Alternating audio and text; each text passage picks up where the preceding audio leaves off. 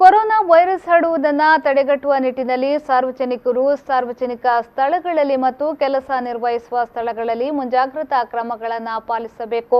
ತಪ್ಪಿದಲ್ಲಿ disaster management act 2005 ಮತ್ತು epidemic disease regulation act ನಂತೆ ಸೂಕ್ತ ಕ್ರಮ ಕೈಗೊಳ್ಳಲಾಗುವುದೆಂದು ಉಡುಪಿ ಜಿಲ್ಲಾಧಿಕಾರಿ ಜಿ ಜಗದೀಶ್ ಆದೇಶದಲ್ಲಿ ತಿಳಿಸಿದ್ದಾರೆ. ಸಾರ್ವಜನಿಕ ಸ್ಥಳಗಳಲ್ಲಿ ಮಾಸ್ಕ್ ಅಥವಾ ಫೇಸ್ ಕವರ್ಗಳನ್ನು ಧರಿಸಬೇಕು.